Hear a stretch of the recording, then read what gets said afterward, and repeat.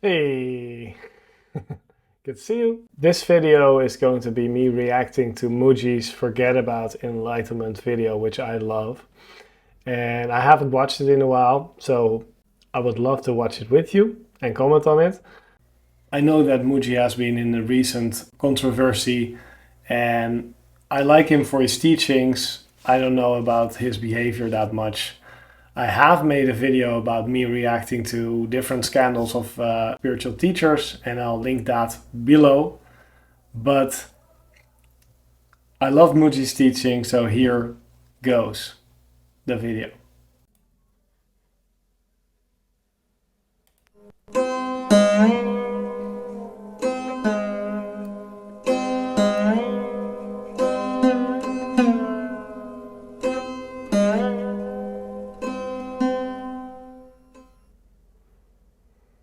So my challenge to you is, what if you didn't have to do anything about anything at all?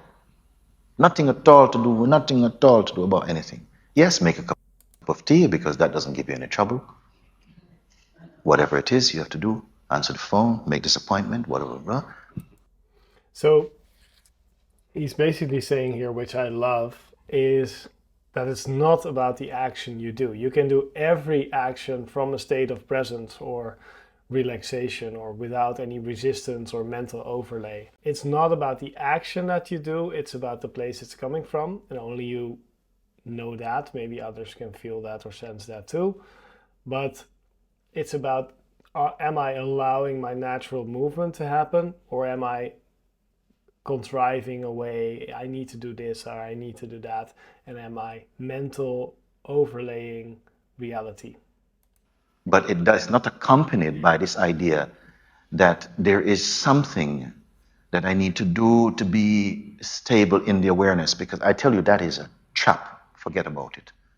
If you Yeah, so it basically the spiritual mental overlay of I need to be present, I need to do it like this, or I need to be mindful or anything like that is also another mind overlay, right? I need to become enlightened is also another mental overlay that can hinder us in just naturally being here. touch this idea, you believe it instantly into existence. And then you have to believe another idea to remove it. So why not drop both ideas in the first place and stay where you are? You're simply here within which all that arises for you, including the sense of spirituality, forget about spirituality then. Forget about enlightenment and forget about you also. Yeah, so if it's a hindrance, if spirituality is a hindrance for you, or if all this talk of teachers and enlightenment, whatever, just creates extra spiritual craving for you, then let it go too.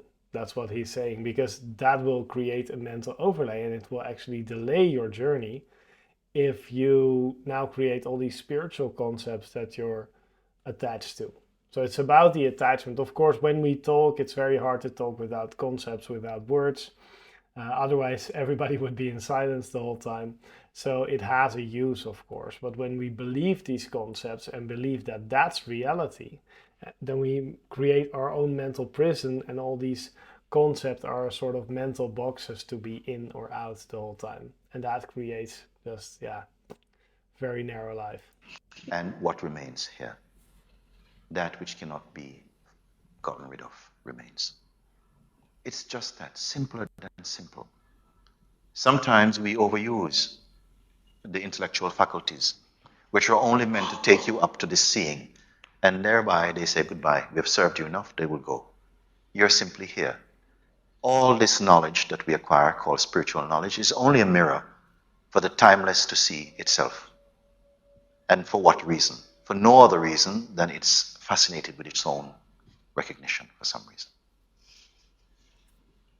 I don't. Yeah, that's a beautiful one. So to be in the natural state, it wants to it's a sort of very interesting thing that you get every time you create a sort of mental filter for yourself or a sort of mental construct that you need to fulfill, that creates suffering inside you. So it's a very direct feedback. Am I being this this pure presence, which I am I being live, or am I trying to overlay these limited ideas? Because then I'll get mental suffering, and I get very direct feedback for that. See that the idea that something is difficult, which is a persistent notion in the psyche of the human expression of consciousness, that we just have to do something to kind of, sometimes we're speaking like also a sense that we must get something accurately. So I said, no, there's no accuracy in the self. Or everything is the self. Or everything is already accurate. If you give up all your notions, all your effort to try and get somewhere, just drop it right here now, because you have the power to do it. Just drop it. Yes. Just like you're sitting in a restaurant full of people, clinking glasses and utensils and stuff, and talking, and there's music, and yet you can have a sweet conversation with your friend sitting across the table, because you don't let it in. Yeah. In the same way, you don't let these thoughts in, that there's something that I need to do to stay more present. So thoughts are so interesting because they hijack experience by creating all these boxes, which we're trained to from a very young age to create all these boxes and to believe they're real. But so then when we actually see that, we create these new boxes like, oh, that's ego, that's sort of not pure, or that's I'm not being present, or we create new spiritual judgments over ourselves. The minute you are without this thought, the recognition is here. You know what?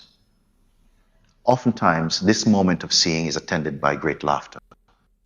There's nobody laughing, it's just, it seems too simple to be true. Because how many books, how many libraries, how many CDs, how many teachers, how many stories? Can it all be pointing to this simplicity? My God, what a joke.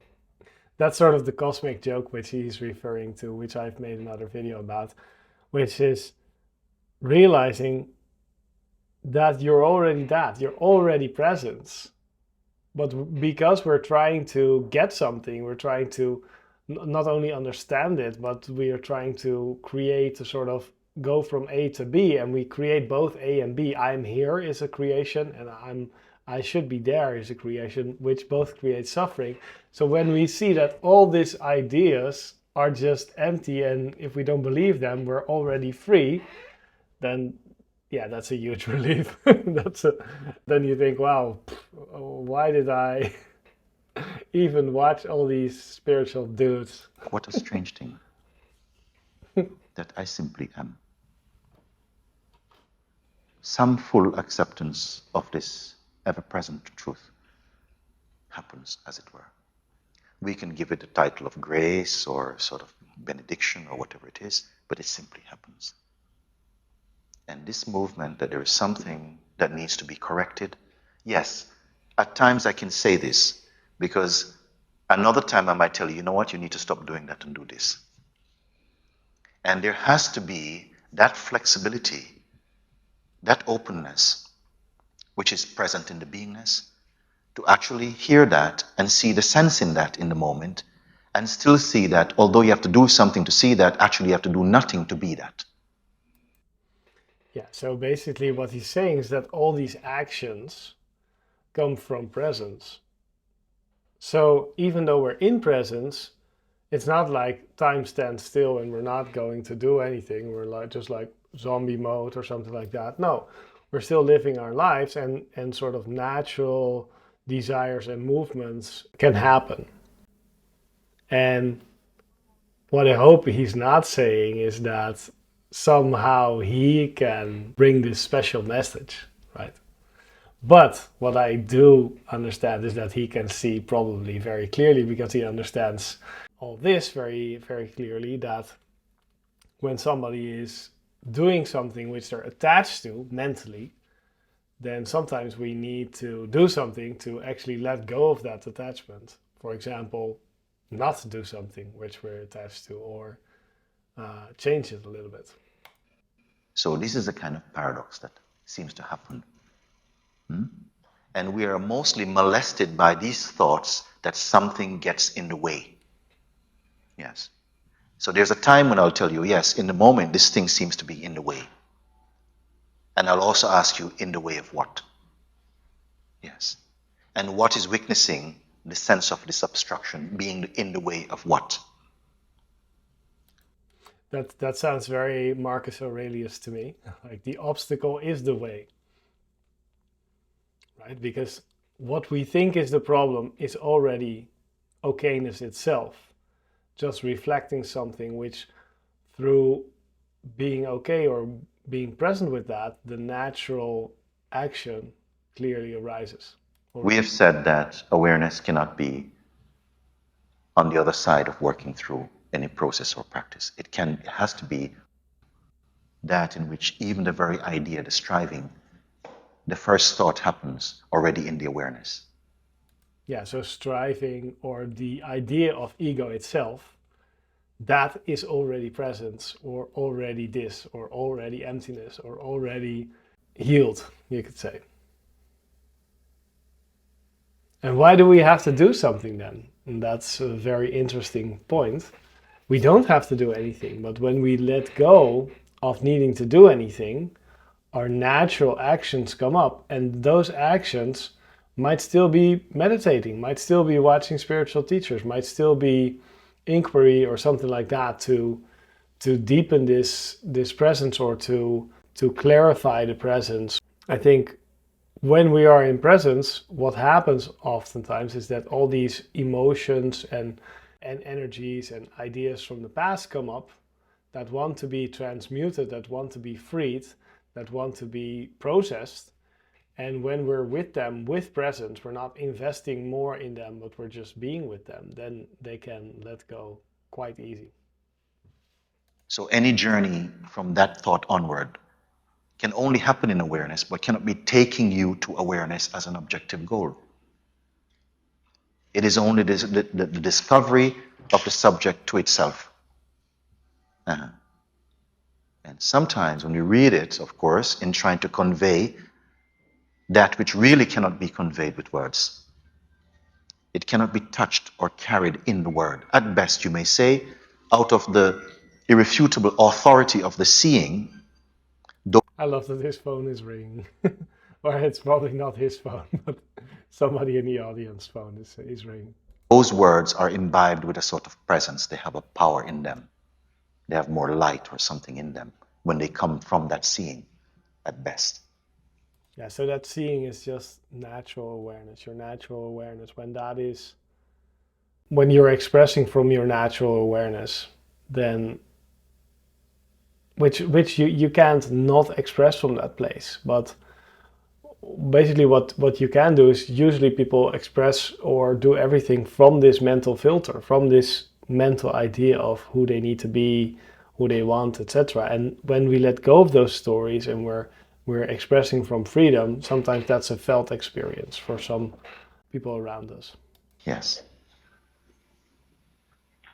That when you yourself are the seeing and the experiencing, and yet beyond at the same time, you cannot explain this. And as I said before, thankfully you don't have to write a thesis about it. It's just your own inner seeing. Something very private, let's use the word for that for the moment.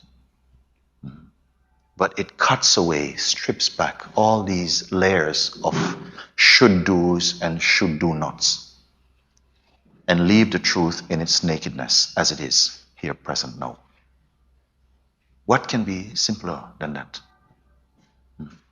Prior even to simplicity, you are that.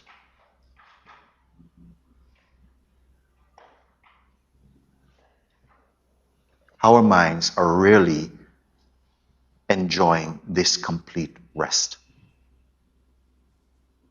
When the mind is in complete rest, meaning that it's not carrying any intention, any notion that there's something to be attained in order to be something. Or any shoulds or should do nots or mental overlays, mental ideas of I should do this, these are my to-dos, this is my agenda, this is how I need to live my life, etc., etc. It spontaneously is one with self. It is self is self. Yes. Drop the notion that something stops you from being this. That's only a notion arising in this. What is this? And who is there outside of this to know it?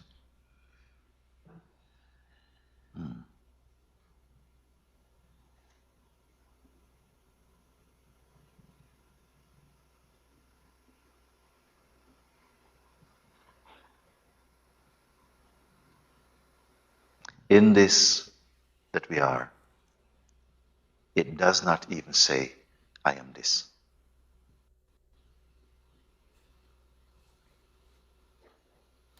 So, I am is this term used for the everything aspect or the energy aspect of reality. And it's also, so it's a name, you could say, which is sort of a spiritual name for that which is. And he's even saying, like, don't attach to that concept. Don't conceptualize the spiritual. Don't conceptualize everything. And actually, concepts are not the problem. The problem is attachment to concepts or investment in concepts that you think that you need to hold on. We're often holding on to concepts. We're attaching to them, and that is creating our suffering. This is why I said, missing the obvious. Because we engage with some construction about what this must be. Yeah, so we entertain our suffering with that by thinking this needs to go a certain way instead of appreciating where it's already going.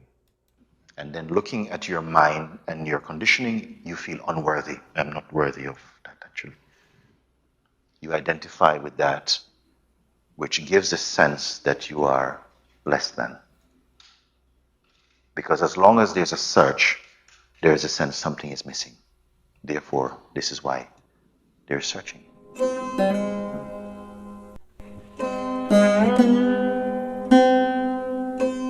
Thanks, friend, for watching this with me. Have a great day. Bye.